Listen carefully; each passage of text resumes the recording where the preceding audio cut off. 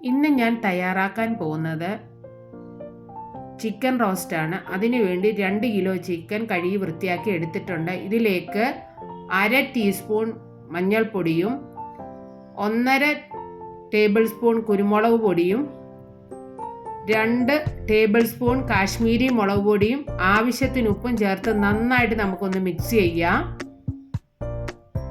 വളരെ ടേസ്റ്റിയായ ഒരു ചിക്കൻ റോസ്റ്റാണ്.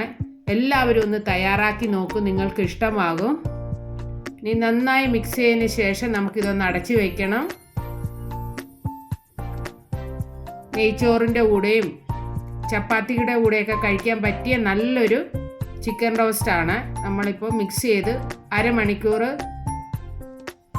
മാറ്റി വെച്ചിട്ടുണ്ട്. ഇനി ഒരു പാൻ വെച്ചു അതിലേക്ക് ആവശ്യത്തിന് വെളിച്ചെണ്ണ ഒഴിച്ചു കൊടുക്കണം. അതിലേക്ക് 6 വലിയ സവാളയാണ് ഞാൻ സ്ലൈസ് ആയിട്ട് അരിഞ്ഞ് ഇത് നമുക്ക് വറുത്തെടുക്കണം.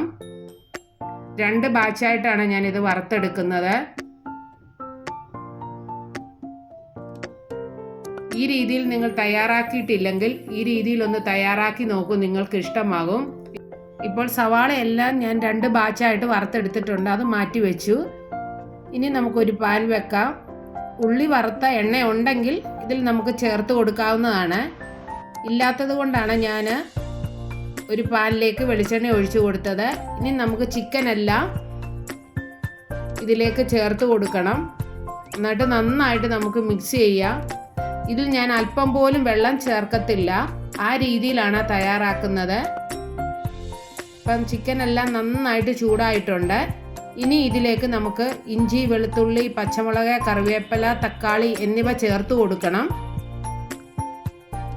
ഇതിലേക്ക് 2 ടേബിൾ സ്പൂൺ ഇഞ്ചി, 2 ടേബിൾ സ്പൂൺ വെളുത്തുള്ളി, കുറച്ച് കറിവേപ്പില, 4 പച്ചമുളക്, 2 തക്കാളി എന്നിവ ചേർത്ത് കൊടുക്കുന്നുണ്ട്. ഇനി നന്നായിട്ട് മിക്സ് ചെയ്തതിന് ശേഷം നമുക്കിത് അടച്ച് വെച്ച് ആ വെളിച്ചെണ്ണയിൽ നമുക്കിത് വേവിച്ചെടുക്കണം.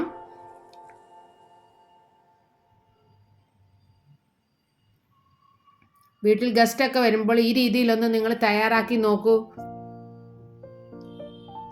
എല്ലാവർക്കും ഇഷ്ടമാകും. ഇനി നന്നായിട്ട് നമുക്ക് മിക്സ് ആക്കിയിട്ടുണ്ട്. ചിക്കനിൽ നിന്ന് വെള്ളം വന്നതാണ്, ആ രീതിയിലാണ് ഞാനിത് തയ്യാറാക്കി എടുക്കുന്നത്. ഇടയ്ക്കിടയ്ക്ക് നമ്മൾ ഇതുപോലെ ഒന്ന് തുറന്ന് മിക്സ് ചെയ്ത് കൊടുക്കണം. ഇതിലേക്ക് 2 ടേബിൾ സ്പൂൺ മല്ലിപ്പൊടിയും 2 ടേബിൾ സ്പൂൺ ഗരം മസാലയാണ് ഞാൻ ചേർത്ത് കൊടുത്തത്. ഇനി അതിന് ശേഷം നന്നായിട്ട് നമുക്ക് മിക്സ് ചെയ്യാം. ഇനി ഇതിലേക്ക് ഞാൻ മുളക് പൊടിയോ കുരുമുളക് പൊടിയോ ചേർക്കുന്നില്ല.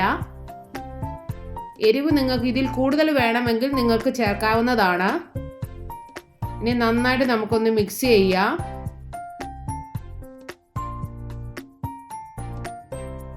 ഇനി നേരത്തെ നമ്മൾ വറുത്ത് വെച്ചിരുന്ന സവാളയും കൂടെ ചേർത്ത് കൊടുക്കുക. ഇനി നന്നായിട്ട് എല്ലാം കൂടി ഒന്ന് മിക്സ് ചെയ്യണം. പൊറോട്ടയുടെ കൂടെയും അപ്പത്തിൻ്റെ കൂടെയൊക്കെ കഴിക്കാൻ പറ്റിയ നല്ലൊരു ചിക്കൻ റോസ്റ്റാണ്. അപ്പം എല്ലാം സവാളയൊക്കെ ചേർത്തതിന് ശേഷം ചെറിയ തീയിലിട്ട് 10 മിനിറ്റ് നമ്മളിത് റോസ്റ്റാക്കി എടുക്കണം. ഇപ്പോൾ നമ്മുടെ ചിക്കൻ റോസ്റ്റ് റെഡിയായി. ഈ വീഡിയോ നിങ്ങൾക്ക് ഇഷ്ടമായാൽ എൻ്റെ ചാനൽ സബ്സ്ക്രൈബ് ചെയ്യാനും ലൈക്ക് ചെയ്യാനും ഷെയർ ചെയ്യാനും മറക്കരുത്.